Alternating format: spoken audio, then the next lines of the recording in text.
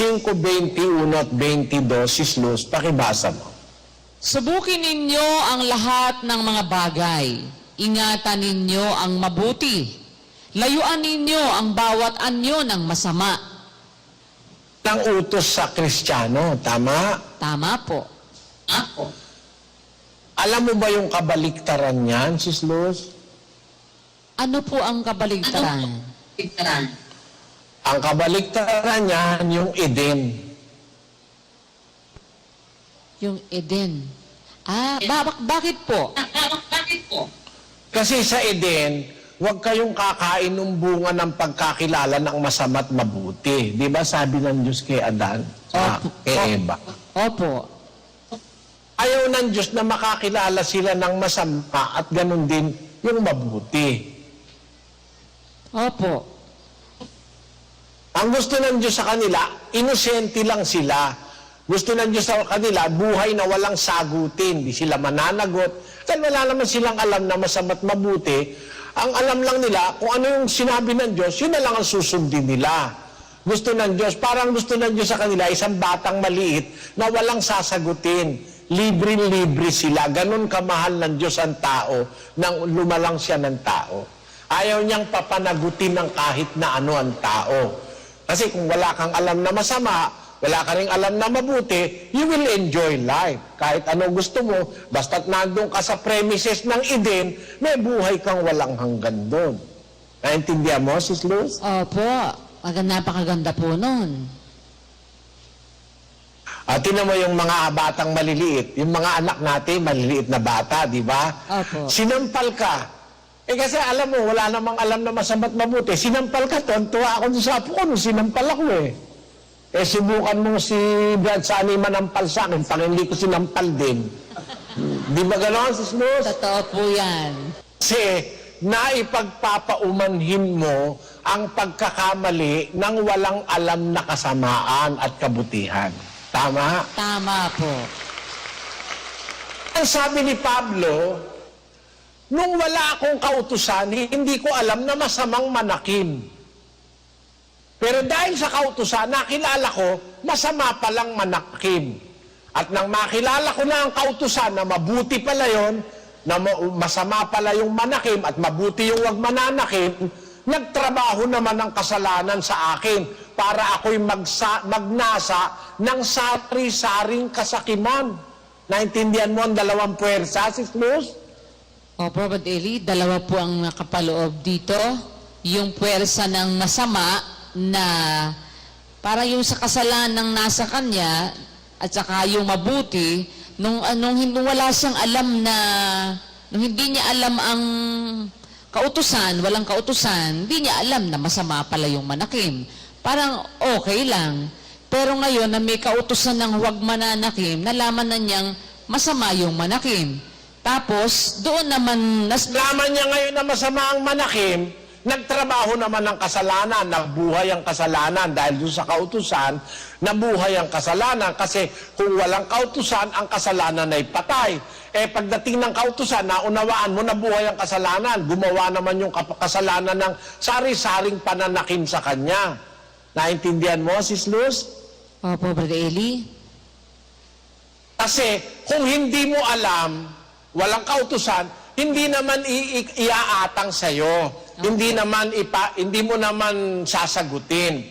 Ganun ang kalagayan ni Eva at ni Adan sa Eden. No? Opo. O ayaw ng Diyos na sila'y makakilala pa ng masama't mabuti. Gusto ng Diyos sa kanila, basta sumunod na lang at okay ang buhay nila. Wala silang sakit, wala silang problema sa kakainin. Ganun ang Diyos sa kanyang ginawang taong si Eva at si Adan eh. Parang nasa isip ng Diyos, bahala ako sa inyo. Opo. Kaya may alam kang wala kang alam na masama, kaya wala kang alam na mabuti, basta ako bahala sa'yo. Yun ang nasa isip ng Diyos. Alam mo kung ba't ko alam yun, Sis Luz? Bakit po, Brad Eli?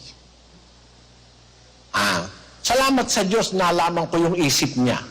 Salamat sa Diyos. Basahin ako, ha? Pakibasa mo yung... Sapagkat nalalaman ko ang mga pag-iisip na aking iniisip sa inyo, sabi ng Panginoon. mga pag-iisip tungkol sa kapayapaan at hindi tungkol sa kasamaan upang bigyan kayo ng pag-asa sa inyong huling wakas. Ganyan kung mag-isip ang Diyos, puro kabutihan, hindi kasamaan. Ang pag-iisip niya, kapayapaan para sa kanyang mga lingkod. Ganon kung mag-isip ang Diyos eh. Naintindihan mo, Sis Luz? Opo, talaga pong ganun po siya. Ayaw ng Diyos na may iniisip siyang ikaw ay mapapahamak o mapapapunta ka sa isang masamang lugar o mapupunta ka sa risk, magkakaroon ka sa panganib. Ayaw ng Diyos nun. Nalalaman ko ang mga pag-iisip na aking iniisip sa inyo, sabi ng Panginoon.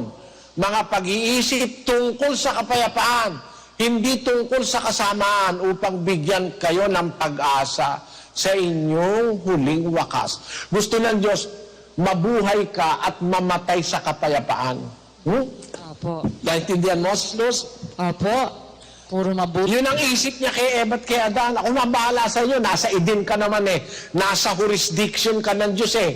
O kahit wala kang alam na masama't mabuti, pag nalaman mo kasi ang masama't mabuti, mamumroblema ka lang, mananagot ka pa. Kaya sabi ng Diyos, huwag kayong kakain niyang bunga ng pagkakilala ng mabuti't masama. Gusto niya parang inosente lang si Eva at si Adan para enjoy sila sa buhay. Naintindihan mo? Parang bata, inosente sa buhay, matulog at kumain, masarap ang buhay. Naintindihan mo, Sis Luz? Amen po. Opo, napakaganda po ng kalagayan nila noon na gusto talagang Ito ang mangyari. pagmamahal ng Diyos sa kanyang mga anak. Opo. No? Opo. Kaya lang, kung ang tao nga ay nag-isip ng iba sa iniisip ng Diyos, nagkasala ngayon, pinalaya sa Eden. Eh kung wala ka na sa Eden, eh nasa jurisdiction ng Diyos yung Eden, eh wala ka na sa Eden, maaaring may masalubong ka ng masasamang tao dyan sa labas, kailangan mo ngayon subukin ang lahat ng bagay. Ingatan ang mabuti at layuan ang bawat anyo ng masama. So, kontra sa Eden. Sa Eden, hindi na kailangan makaalam ka ng mabuti at masama eh. Sa labas ng Eden, sa ating panahon, kailangan dapat alam mo yung mabuti, alam mo rin ang masama. Para alam mo layuan yung masama at ingatan mo yung mabuti. Naintindihan mo, Sis Luz? Amen. Opo, awa ng Diyos, naintindihan po namin. Dahil nasa labas ka na ng Eden, wala ka dun sa area na ang Diyos lang ang nakakasakop sa'yo, tiyak na walang masamang mangyayari sa'yo dahil kontrolado niya yung lugar, eh ngayon wala ka doon, nasa labas ka ng Eden, kailangan talaga ngayon, subukin mo ang lahat ng bagay, ingatan niyo ang mabuti, layuan niyo ang bawat anyo ng masama. Kailangan po talaga, subukin mo na kasi para hindi ka mapasama. Samantalang sa At Eden, napakaswerte natin. Opo. Bakit po? Bakit? Bakit po? Hindi mo na kailangan subukin yung masama. Ay, opo. Amen. May nakasubok na, nag-drug addict, naloko, namatay. Diba? Opo. Eh, susubukin mo ba mga inyo mag-drug addict ka? Gago ka pag sinubok mo pa. Alam mo na nga nasubok na ng iba eh. Ba't mo naman isasaksak pa yung sarili mo para magsububok ka ng mag-drug addict ka? O alam mo nang masama yung pumapatay, o di wag mo nang subukin pumatay. Alam mo nang masama yung nagpapaligaw sa ibang lalaki dahil magtataksil ka sa asawa mo, eh pagka may nagtutweet sa'yo, nakikipag-FaceTime sa'yo, o nakikipag-Facebook sa'yo, eh may asawa ka na, eh tanggihan mo na. Naintindihan mo, Luz? Opo, hindi na kailangang subukin yung masama. Kasi nga may mga nakasubok na ng masama at napasama talaga sila. Eh nakikita naman po natin yung pruweba na masama talaga yung mga sinubok nila na yon. Kaya hindi kailangan ngayon na isubukin natin yun kasi nasubok na nga po. Ang atin na lang gagawin. At ang dapat mo na lang ngayong ingatan yung mabuti. Tama? Tama po.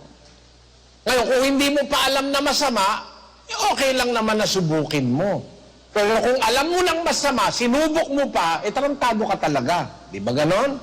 Opo. Yung hindi mo pa alam, yun ang pwede mong subukin. So magkakontra yan eh. Yung sa halaman na ng Eden, ayaw ng Diyos na makakilala sila ng mabutit masama. Pero nang mawala na yung era na yon, yung mawala na yung kondisyon na yon, gusto ng Diyos ngayon, ang tao niya, maging maalam sa mabuti at masama. Pag alam mong masama, lalayuan mo na. Pag mabuti naman, iingatan ninyo ang mabuti, sabi ng Diyos. Sa dahil dyan, nakikinabang tayo sa kasalanan. Paano pong nakikinabang tayo sa kasalanan, Brad Eli? Kasalanan nga yun. Bawa, nagkasala yung isa, nakita mo, natiwalag. Nakikinabang ka doon sa kasalanan niya para wag ka nang matiwalag, di wag kang gagawa nun.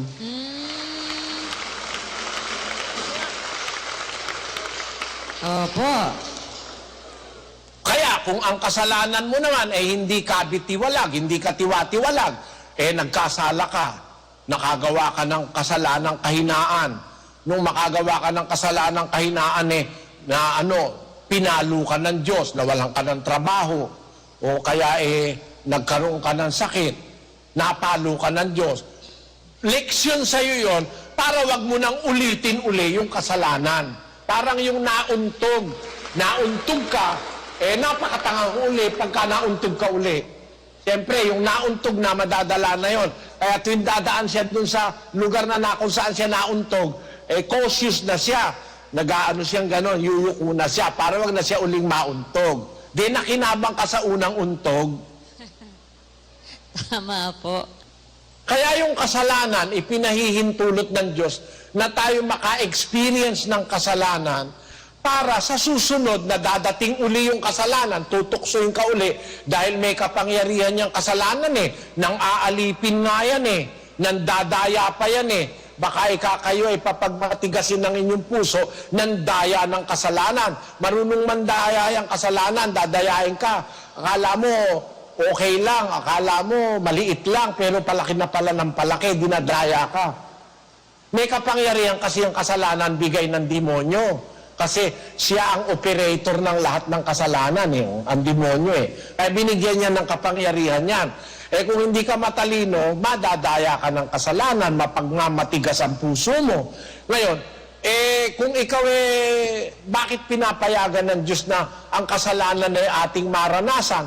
Para sa pamamagitan ng kasalanan na yon, maturuan niya tayo ng mabuti. Papaluin ka niya. Basahin natin ang 12 ng Ebreo, versikulo 5. At inyong nilimot ang iniaral na ipinakikipagtalo sa inyong tulad sa mga anak. Anak ko, huwag mong waling bahala ang parusa ng Panginoon o manglupaypay man kung ikaw ay pinagwiwikaan niya. Sapagkat pinarurusahan ng Panginoon ang kanyang iniibig at hinahampas ang bawat tinatanggap na anak. Tinahampas niya yung mga anak niya. Mahal niya na anak, inahampas niya yon pagkamali. Ganon ang Diyos kung tumrato sa kanyang mga lingkod. Na pagka talagang matindi ang ginawa mong mali, hahampasin ka niya. Natututo ka tuloy sa kasalanan. Natutupad ngayon yon na yung kasalanan, napakinabangan mo dahil natuto ka ng kabutihan, natuto kang matakot sa Diyos. Dahil nung gumawa ka ng kasalanan, pinalo ka ng Diyos. Di ba, Sis Luz? Opo. Ngayon, ano ngayon ang pinaka, ang conclusion? Basahin mo ang 8:28 ng Roma. At nalalaman natin na ang lahat ng mga bagay ay nagkakalakip na gumagawa sa ikabubuti ng mga nagsisiibig sa Diyos. Sa Di ba yung kasalanan, bagay din yon? Opo. Nalalaman natin lahat ng bagay kasama kasalanan ay nagkakalakip na gumagawa sa ikabubuti ng nagsisiibig sa Diyos. Pagka kasi may pag-ibig ka sa Diyos, hindi ka magpapakalulong sa kasalanan. Kung halimbawa, nagkasala ka, natukso ka, nadala ka ng kahinaan, di mo alam, nagawa mo, yun, magbibigay na sa'yo ng leksyon yun para sa ikabubuti mo. Naintindihan mo, Sis Luz? Opo. At alam mo pa isang pakinabang sa kasalanan, Sis Luz? Ano pa po? Pag nagkasala ka, you will be humiliated. Nakakapagpakumbaba ka dahil may kasalanan ka Tama? Tama po. Ngayon, dahil doon sa kasalanan, na humiliate ka, natututo kang magpakumbaba, Ang nangyayari tuloy sa'yo, nauunawaan mo yung kapwa mo pag sila naman ang nagkasala sa'yo. Natututo kang magpatawad. Tama po. Ngayon ang resulta nun, sa 6:14 ng Mateo.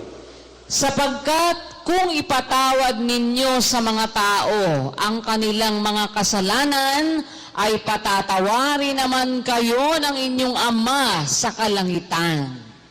Datapwat kung hindi ninyo ipatawad sa mga tao ang kanilang mga kasalanan, ay hindi rin naman kayo patatawarin ng inyong Ama ng inyong mga kasalanan. Nakita mo, dahil sa kasalanan, natuto kang umunawa sa kapwa na, yung ako man nagkasala rin eh. Palagay mo si kapatid na Soriano, walang kasalanan, no? Hindi nagkakasala. Mapatawad ko kaya yung mga humihingi ng tawad. Opo. Masyado akong maging mahigpit magpatawad eh, di ba? Pero kung alam ko, nagkakasala rin ako sa mga punto ko minsan na bunga ng kahinaan ng tao. Pagka ang alam kong kasalanan na ginawa ng kapatid, hindi naman sinadya, bunga lang ng kahinaan, napapatawad mo. At maganda resulta nun. Kasi pag nagpatawad ka, papatawarin ka rin. Amen. You can learn from your mistakes and from the mistakes of others. Naintindihan mo, Sis Luz? Opo, totoo po yun. Kaya alam mo, kaya natin na pinag-aaralan yan para huwag nang ikubli ng Diyos ang kanyang mukha sa atin. Kasi malapit ang Diyos nasa kanyang bayan. Pero pagka yung kasalanan ng pinananatilihan mo, ang sabi ng Isayas, ang kamay ba ng Diyos ay umigsi, para hindi makapagligtas? Ang kanya bang pakinig ay mahina para wag makarinig? Hindi. Kundi pinapaghiwalay ng inyong mga kasamaan, kayo at ang inyong Diyos. Ang inyong mga kasalanan nang siyang nagpakubli sa kanyang mukha sa inyo upang siya'y wag makinig. Ang dahilan pala, kaya merong miyembro sa iglesia, hindi pinapakinggan ng Diyos ang kanyang mga dinadaing, kasi yung kasalanang ginagawa niya. Naihihiwalay ka nung kasalanan mo sa Diyos.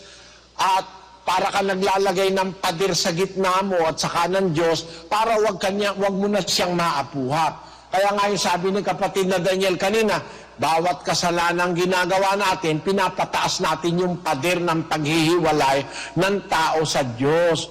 Bawat pagkakatipong iniwan mo, bawat pagkakatipong tinulugan mo, bawat pananampal mo sa asawa at kalupitan mo sa anak mo, kasalanan yon. Bawat kalupitan sa kapwa, pangiinsulto, pananakim, lahat ng masasamang gawain, bawat isa dyan, nagiging parang pader na nagpapahiwalay sa iyo sa Diyos. Kaya pagkakailangan mo siya ngayon, tumatawag ka, hindi siya sumasagot. Kasi hindi mo rin siya pinapakinggan sa kanyang mga utos. Naintindihan mo, Sis Luz? Opo, totoo po yun. Dapat, huwag tayong mamihasa sa kasalanan, mga kapatid. Yan ang dahilan kung bakit hindi nakikinig ang Diyos sa ibang mga kaanib o sa lahat ng mga taong masasama. Hindi nila maapuhap ang Diyos, bagaman siya'y malapit sa bawat isa sa atin. Ngayon, ang ating tanong, paano pang mapapakinabangan ng isang lingkod ng Diyos ang kasalanang nagawa niya at nagawa ng iba sa Kanya? Ulitin mo ang tanong, Sis Luz. Papaano mapapakinabangan ng isang lingkod ng Diyos ang kasalanang nagawa niya at nagawa ng iba sa Kanya? Asahin natin yung Pedro, Sis Luz. Ikalawang Pedro 1:9. Sapagkat yaong wala ng mga bagay na ito ay bulag, na ang nakikita lamang ay ang nasa malapit, sa pagkalimot ng paglilinis ng kanyang dating mga kasalanan. O, kita mo, yung kasalanan, pinakikinabangan mo yun eh. Alam mo kung bakit? Bakit po? Huwag mo lang kakalimutan.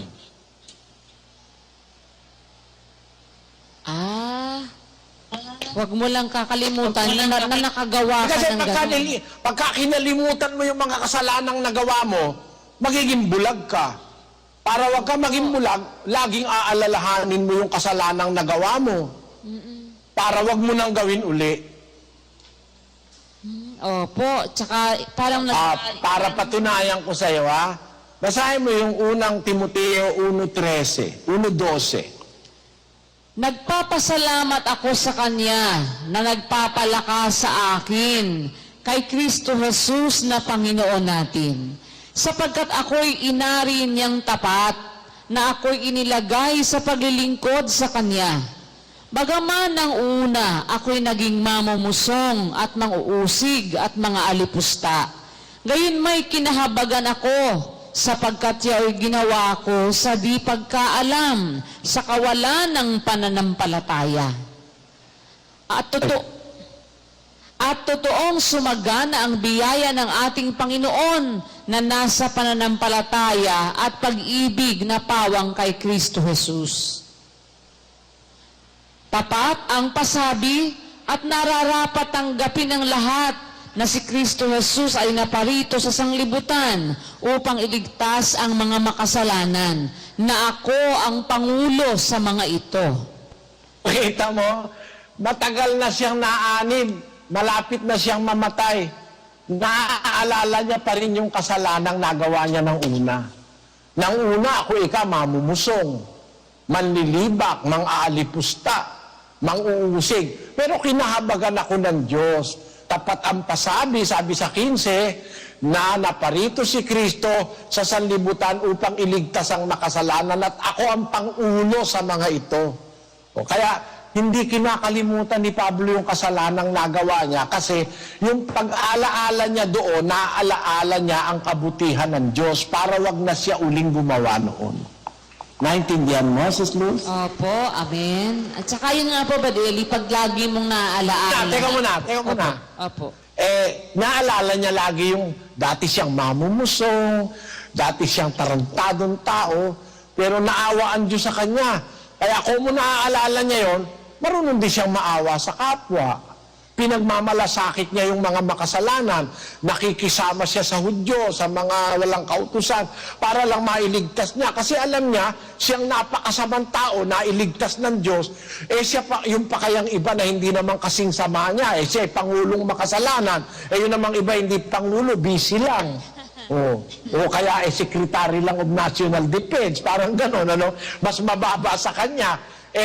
Mas lalong pwedeng iligtas ni Kristo yon dahil talagang napakabait ng Diyos. Siyang pangulong makasalanan, iniligtas ikaw pa. Kaya lagi niyang naaalala sa isip niya yun, ako nga, makasalanan ako dati. Dapat magbigay ako ng konsiderasyon sa mga taong ito dahil ako rin dating makasalanan. Di ba ganun diwang ibig sabihin ni Pablo? Opo, Brother Eli. Sabi nung ating kanta, huwag tayong lilingon sa pinagdaanan, baka matisod sa ating paghakbang.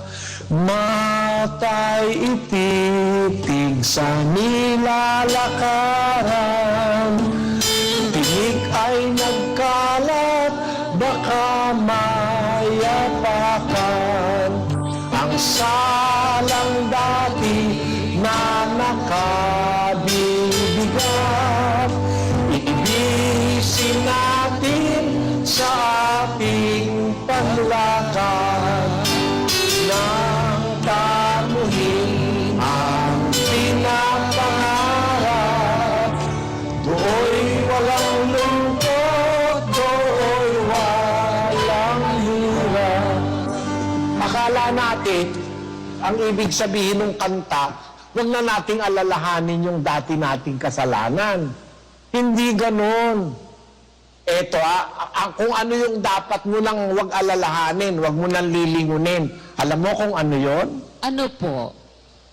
Pilipos 3:11.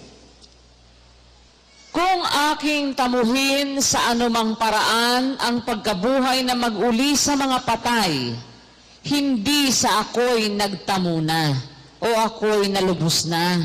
kundi nagpapatuloy ako, baka sakaling maabot ko, iyaong ikinaaabot naman sa akin ni Kristo Jesus.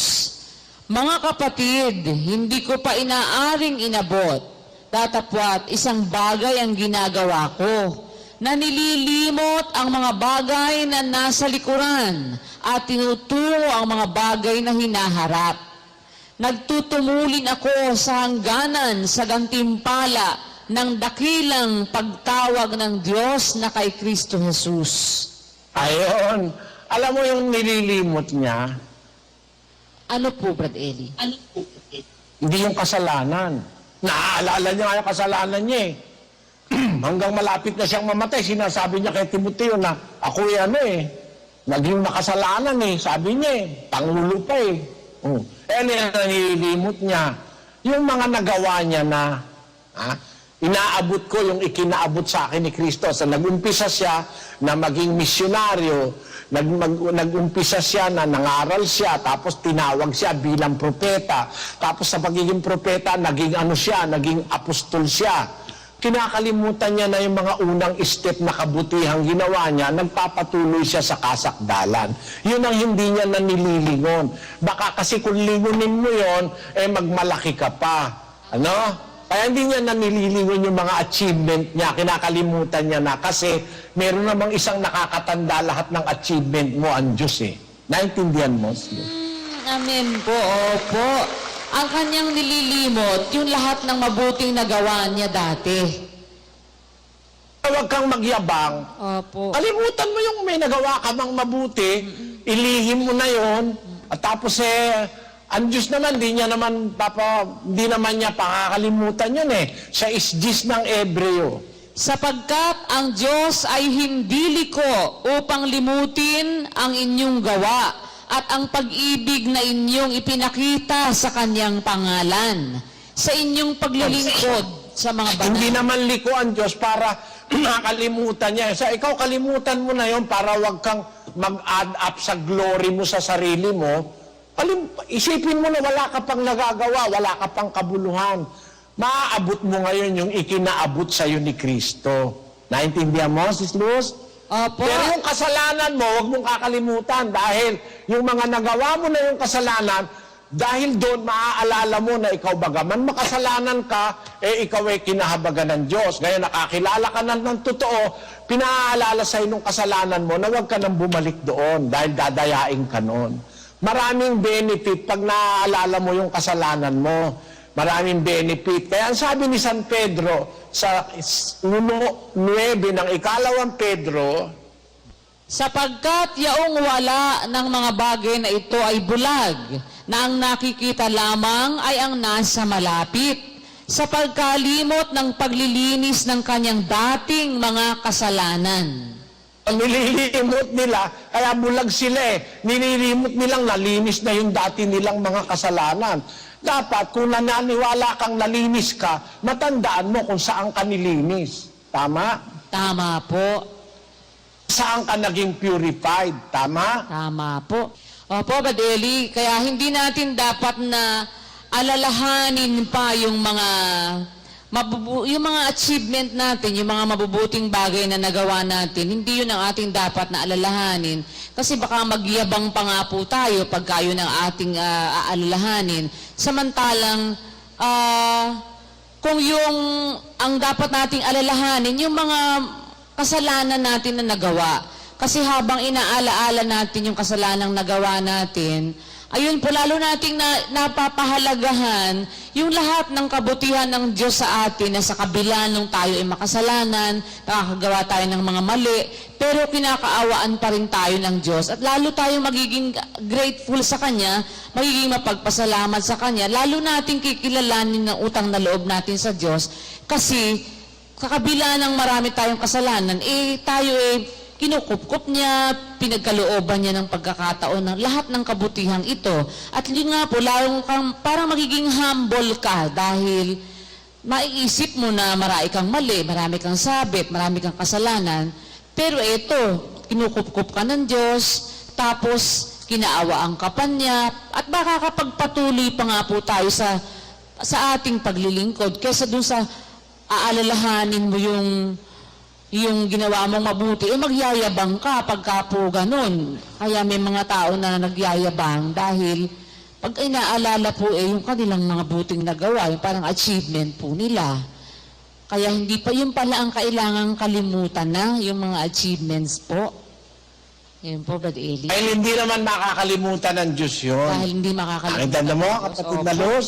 Opo. At ang alalahanin mo, yung mga pagkakamali mo, dahil magtuturo sa iyo yun, na huwag ka na uling magkamali. At magtuturo rin yun ng pagkamahabagi ng Diyos, na sa kabila ng yung pagkakamali, patuloy kanyang pinagbibigyan at kinukupkop. Naintindihan mo yun? Opo.